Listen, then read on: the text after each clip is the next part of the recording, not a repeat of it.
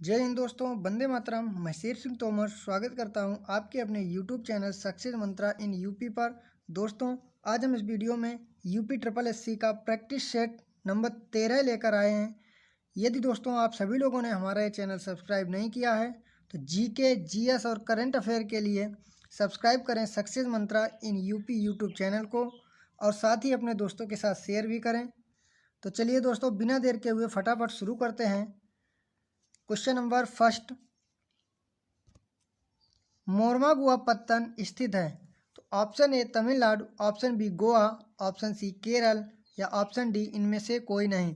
अगर दोस्तों इस प्रश्न के हम सही जवाब की बात करें तो ऑप्शन बी इस प्रश्न का बिल्कुल सही जवाब है, यानी मोरमागुआ जो पत्तन है वो दोस्तों गोवा में स्थित है।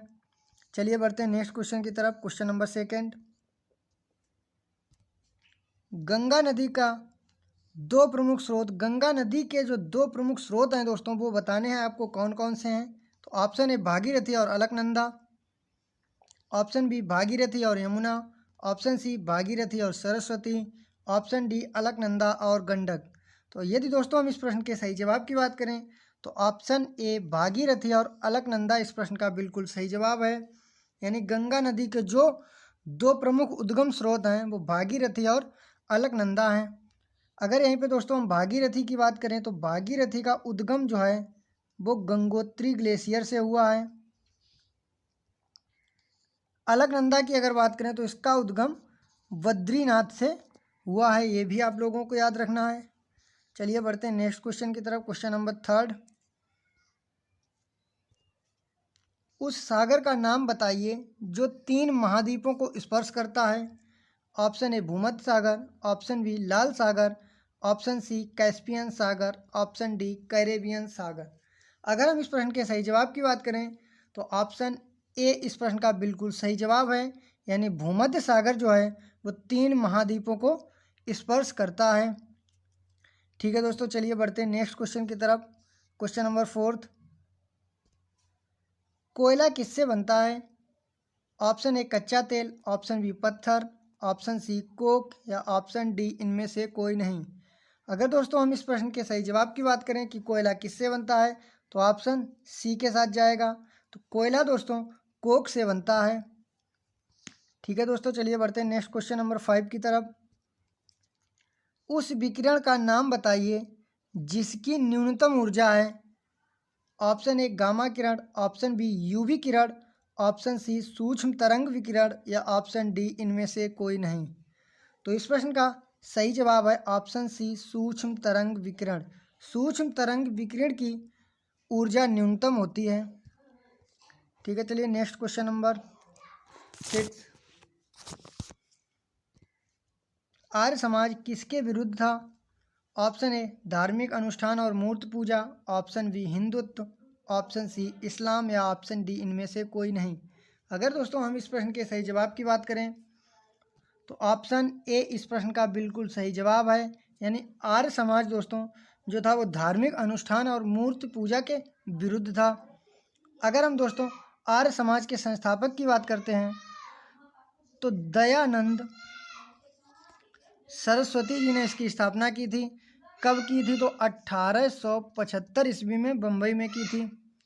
ठीक है, चलिए बढ़ते हैं नेक्स्ट क्वेश्चन नंबर 7, किस यूरोपीय ने भारत में सबसे पहले अपना व्यापार फैलाया था? यानी किस विदेशी कंपनी ने दोस्तों भारत में सबसे पहले अपना व्यापार फैलाया था? Option A British, option B Dutch, option C पुर्तगाल या ऑप्शन डी इनमें से कोई नहीं। तो दोस्तों अगर हम इस प्रश्न के सही जवाब की बात करें तो ऑप्शन सी इस प्रश्न का बिल्कुल सही जवाब है, यानी भारत में सबसे पहले पुर्तगालियों ने अपना व्यापार फैलाया था। ठीक है दोस्तों, चलिए बढ़ते हैं नेक्स्ट क्वेश्चन की तरफ। क्वेश्चन नंबर 8, युवा बंगाल का आंदोलन की स्थापना किसने की थी? Option A Raja Rammohan Roy, option B Debendra Nath Tagore, option C Henry Vivian Derozio या ऑप्शन डी इनमें से कोई नहीं। अगर दोस्तों हम इस प्रश्न के सही जवाब की बात करें कि युवा बंगाल आंदोलन जो था उसकी स्थापना किसके द्वारा की गई थी तो ये ऑप्शन सी के साथ चला जाएगा, यानी हेनरी विवियन डिरोजियो ने दोस्तों युवा बंगाल आंदोलन की स्थापना की थी।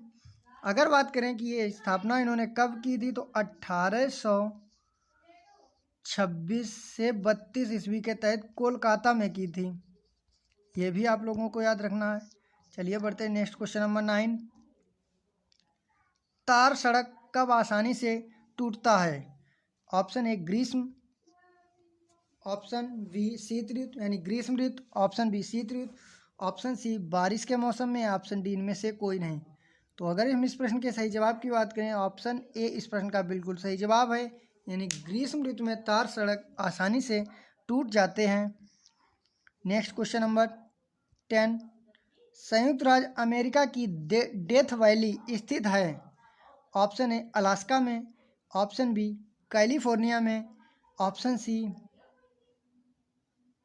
मेन राज्य दोस्तों यहाँ नहीं है, ऑप्शन डी अटलांट राज्य में।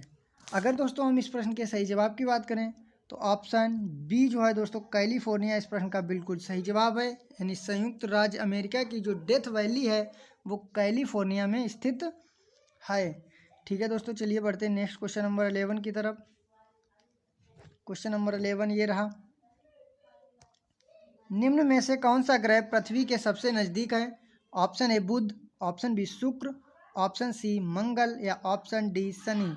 अगर दोस्तों हम इस प्रश्न के सही जवाब की बात करें, तो ऑप्शन बी इस प्रश्न का बिल्कुल सही जवाब है, यानी पृथ्वी के सबसे नज़दीक ग्रह की जब हम बात करते हैं तो उस श्रेणी में शुक्र का स्थान सबसे पहले नंबर पर आता है। ठीक है दोस्तों, चलिए बढ़ते हैं नेक्स्ट क्वेश्चन की तरफ। Question number 12। 1857 के विद्रोह के समय भारत का गवर्नर जनरल कौन था? Option A Dalhousie, option B Bentinck, option C Canning या ऑप्शन डी लिटन। दोस्तों अगर हम इस प्रश्न के सही जवाब की बात करें कि 1857 का जो विद्रोह हुआ था उस समय भारत का गवर्नर जनरल कौन था, तो ऑप्शन सी कैनिंग इस प्रश्न का बिल्कुल सही जवाब है, यानी भारत के गवर्नर जनरल 1857 के विद्रोह के समय कैनिंग थे। ठीक है, चलिए बढ़ते हैं नेक्स्ट क्वेश्चन नंबर 13। उस्ताद बिस्मिल्लाह खान किससे संबंधित हैं? Option A sitar, option B guitar या ऑप्शन सी शहनाई या ऑप्शन डी इनमें से कोई नहीं। तो अगर हम इस प्रश्न के सही जवाब की बात करें, तो ऑप्शन सी इस प्रश्न का बिल्कुल सही जवाब है। उस्ताद बिस्मिल्लाह खान का संबंध दोस्तों शहनाई से है। यहीं पर दोस्तों अगर हम बात करें सितार वादक की,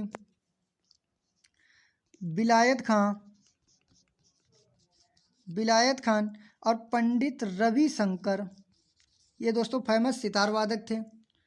ठीक है दोस्तों, चलिए बढ़ते हैं नेक्स्ट क्वेश्चन की तरफ। Question number 14। बड़ा इमामबाड़ा कहाँ स्थित है? Option A Agra, option B Patna, option C Allahabad या ऑप्शन डी लखनऊ। तो अगर हम इस प्रश्न के सही जवाब की बात करते हैं, तो ऑप्शन डी इस प्रश्न का बिल्कुल सही जवाब है। बड़ा इमामबाड़ा जो है वो लखनऊ में स्थित है।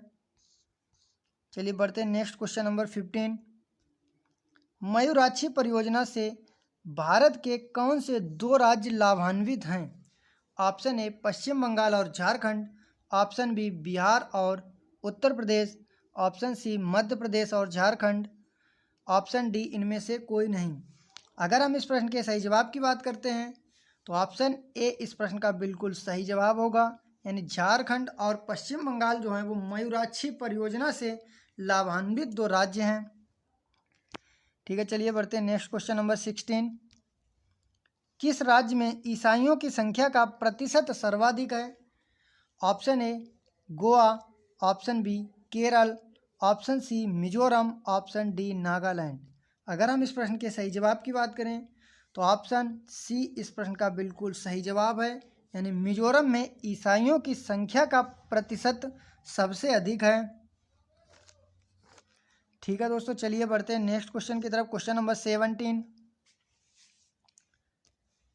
पीलिया रोग से प्रभावित होता है, यानी इस प्रश्न में बताना है कि पीलिया रोग से शरीर का कौन सा अंग प्रभावित होता है। तो ऑप्शन ए यकृत, ऑप्शन बी प्लीहा, ऑप्शन सी गुर्दा, ऑप्शन डी इनमें से कोई नहीं। अगर हम इस प्रश्न के सही जवाब की बात करें, तो ऑप्शन ए इस प्रश्न का बिल्कुल सही जवाब है, यानी पीलिया रोग से प्रभावित जो होता है वो लीवर यानी यकृत प्रभावित होता है। ठीक है, नेक्स्ट क्वेश्चन, क्वेश्चन नंबर 18। सक्रिय ज्वालामुखी कहाँ पर ज़्यादा स्थित है, मतलब सबसे ज़्यादा सक्रिय ज्वालामुखी जो हैं वो कहाँ पर हैं? ऑप्शन ए अटलांटिक महासागर, ऑप्शन बी हिंद महासागर, ऑप्शन सी प्रशांत महासागर या ऑप्शन डी इनमें से कोई नहीं। तो अगर हम इस प्रश्न के सही जवाब की बात करें तो ऑप्शन सी प्रशांत महासागर इस प्रश्न का बिल्कुल सही जवाब है। यानी सर्वाधिक सक्रिय ज्वालामुखी जो है वो प्रशांत महासागर में स्थित हैं। ठीक है, चलिए बढ़ते हैं next question number 19। Question number 19, पार्लियामेंटो सुधार कब हुआ था? ऑप्शन ए 1909 ईस्वी, ऑप्शन बी 1919 ईस्वी, ऑप्शन सी 1924 ईस्वी या ऑप्शन डी 1935 ईस्वी। अगर हम दोस्तों इस प्रश्न के सही जवाब की बात करें तो ऑप्शन ए 1909 ईस्वी इस प्रश्न का बिल्कुल सही जवाब है। यानी पार्लियामेंटो सुधार जो था वो 1909 ईस्वी में हुआ था। ठीक है, बढ़ते हैं नेक्स्ट क्वेश्चन की तरफ। क्वेश्चन नंबर 20, करो या मरो का नारा किसने दिया था? Option A Mahatma Gandhi, option B Sardar Patel या ऑप्शन सी पंडित जवाहरलाल नेहरू या ऑप्शन डी सुभाष चंद्र बोस। तो अगर हम देखें इस प्रश्न के सही जवाब को तो ये महात्मा गांधी के साथ चला जाएगा, यानी कि ऑप्शन ए इस प्रश्न का बिल्कुल सही जवाब है। करो या मरो का नारा दोस्तों महात्मा गांधी जी द्वारा दिया गया था। अगर हम सुभाष चंद्र बोस की बात करें तो सुभाष चंद्र बोस ने दिल्ली चलो, दिल्ली चलो और जय हिंद का नारा दिया था। ठीक है दोस्तों, अगर यहीं जवाहरलाल नेहरू की बात करते हैं तो इन्होंने पूर्ण स्वराज का नारा दिया था। ठीक है, चलिए बढ़ते हैं नेक्स्ट क्वेश्चन नंबर 21 की तरफ। किस तोमर शासक को दिल्ली शहर स्थापित करने का श्रेय प्राप्त है? Option A Anangpal, option B बजांत, ऑप्शन सी देवराज या ऑप्शन डी इनमें से कोई नहीं। तो अगर हम इस प्रश्न के सही जवाब की बात करें तो ऑप्शन ए इस प्रश्न का बिल्कुल सही जवाब है। यानी अनंगपाल को दिल्ली शहर स्थापित करने का श्रेय दिया जाता है। अगर बात करें कि दिल्ली शहर की स्थापना इन्होंने कब की थी तो 736 ईस्वी में इनके द्वारा दिल्ली शहर की स्थापना की गई थी। नेक्स्ट क्वेश्चन नंबर 22, विरूपाक्ष मंदिर का निर्माण किसने किया था? ऑप्शन ए पल्लवों ने, ऑप्शन बी चालुक्यों ने, ऑप्शन सी सातवाहनों ने या ऑप्शन डी इनमें से कोई नहीं। अगर हम इस प्रश्न के सही जवाब की बात करें तो ऑप्शन बी इस प्रश्न का बिल्कुल सही जवाब है। यानी विरूपाक्ष मंदिर का निर्माण चालुक्यों द्वारा किया गया था। अगर बात करें यह मंदिर किस देवता का है तो भगवान शिव को समर्पित है यह मंदिर। ठीक है, चलिए बढ़ते हैं नेक्स्ट क्वेश्चन की तरफ। क्वेश्चन नंबर 23, एंजाइम मूल रूप से होते हैं, यानी आपको बताना है कि एंजाइम क्या होते हैं। Option A carbohydrate, option B वसा, ऑप्शन सी प्रोटीन या ऑप्शन डी एमिनो अम्ल। अगर हम दोस्तों इस प्रश्न के सही जवाब की बात करें तो ऑप्शन सी इस प्रश्न का बिल्कुल सही जवाब है। यानी एंजाइम जो होते हैं वो मूल रूप से प्रोटीन होते हैं। चलिए बढ़ते हैं नेक्स्ट क्वेश्चन नंबर 24, हिटलर का संबंध किस देश से था? Option A Germany, option B Italy, option C तुर्की या ऑप्शन डी चीन। तो ऑप्शन ए जो है वो इस प्रश्न का बिल्कुल सही जवाब है। यानी हिटलर का संबंध जो था वो जर्मनी से था। ठीक है, चलिए बढ़ते हैं नेक्स्ट क्वेश्चन नंबर 25, प्रथम एशियाई खेल कहाँ हुए थे? Option A New Delhi, option B London, option C Bangkok या ऑप्शन डी तेहरान। तो अगर हम इस प्रश्न के सही जवाब की बात करें तो ऑप्शन ए इस प्रश्न का बिल्कुल सही जवाब है। प्रथम एशियाई खेल जो हुए थे वो 1951 ईस्वी में 51 ईस्वी में नई दिल्ली में हुए थे। ठीक है, चलिए बढ़ते हैं नेक्स्ट क्वेश्चन नंबर 26, संविधान सभा की प्रथम बैठक कब हुई थी? ऑप्शन ए 9 दिसंबर 1946, ऑप्शन बी 11 दिसंबर 1946, ऑप्शन सी 9 सितंबर 1946 या ऑप्शन डी 11 सितंबर 1946। अगर दोस्तों हम इस प्रश्न के सही जवाब की बात करें कि संविधान सभा की प्रथम बैठक जो हुई थी वो कब हुई थी तो ऑप्शन ए के साथ चला जाएगा। यानी 9 दिसंबर 1946 ईस्वी को संविधान सभा की प्रथम बैठक हुई थी। Next question number 27। डोवर की जलसंधि जोड़ती है, ऑप्शन ए बाल्टिक सागर एवं बोथनिया की खाड़ी को, ऑप्शन बी बिस्के की खाड़ी एवं इंग्लिश चैनल को, ऑप्शन सी इंग्लिश चैनल एवं उत्तरी सागर को, या ऑप्शन डी सेल्टिक सागर और एवं आइस सागर को। तो अगर हम दोस्तों इस प्रश्न के सही जवाब की बात करें तो ऑप्शन सी जो है वो इस प्रश्न का बिल्कुल सही जवाब है, यानी डोवर की जो जलसंधि है वो इंग्लिश चैनल और उत्तरी सागर को आपस में जोड़ती है। ठीक है, चलिए बढ़ते हैं नेक्स्ट क्वेश्चन की तरफ। Question number 28। संविधान सभा के अस्थायी अध्यक्ष के रूप में किसे नियुक्त किया गया था? Option A doctor Sachchidanand Sinha, option B Satyendra Prasad Sinha, या option C doctor Bhimrao Ambedkar, या ऑप्शन डी डॉक्टर राजेंद्र प्रसाद।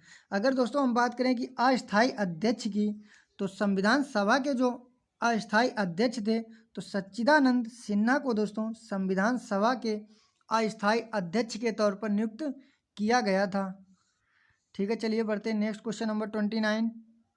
संविधान सभा के अब यही बात करें स्थायी अध्यक्ष कौन थे, तो ऑप्शन ए है इसका doctor Bhimrao Ambedkar, option B doctor Rajendra Prasad, या ऑप्शन सी के.एम. मुंशी, या ऑप्शन डी इनमें से कोई नहीं। तो दोस्तों अगर हम इस प्रश्न के सही जवाब की बात करें तो ऑप्शन बी इस प्रश्न का बिल्कुल सही जवाब है, यानी संविधान सभा के स्थायी अध्यक्ष डॉक्टर राजेंद्र प्रसाद को चुना गया था। यहीं अगर अस्थायी अध्यक्ष की बात करें तो अभी बताया आप लोगों सच्चिदानंद सिन्हा को अस्थायी अध्यक्ष के रूप में नियुक्त किया गया था। ठीक है, चलिए बढ़ते हैं नेक्स्ट क्वेश्चन। क्वेश्चन नंबर 30 यानी इस प्रैक्टिस सेट का हमारा अंतिम क्वेश्चन। प्रारूप समिति के अध्यक्ष कौन थे, तो option A B N. Rau, option B J B. Kripalani, या option C doctor Rajendra Prasad, या option D doctor Bhimrao Ambedkar. तो अगर दोस्तों हम इस प्रश्न के सही जवाब की बात करें तो ऑप्शन डी के साथ चला जाएगा, यानी डॉक्टर भीमराव अंबेडकर जो थे वो प्रारूप समिति के अध्यक्ष थे। यही बात करते हैं कि राजेंद्र प्रसाद की, तो ये संविधान सभा के दोस्तों स्थायी अध्यक्ष थे, जैसा कि अभी प्रश्न में बताया। ठीक है दोस्तों, अगर आप सभी लोगों को हमारी सीरीज पसंद आ रही हो, यानी हमारा प्रैक्टिस सेट पसंद आया हो, तो हमारे इस चैनल को सब्सक्राइब करें, साथ ही अपने दोस्तों के साथ शेयर करना बिल्कुल ना भूलें। तो चलिए दोस्तों मिलते हैं नेक्स्ट वीडियो में, तब तक के लिए जय हिंद,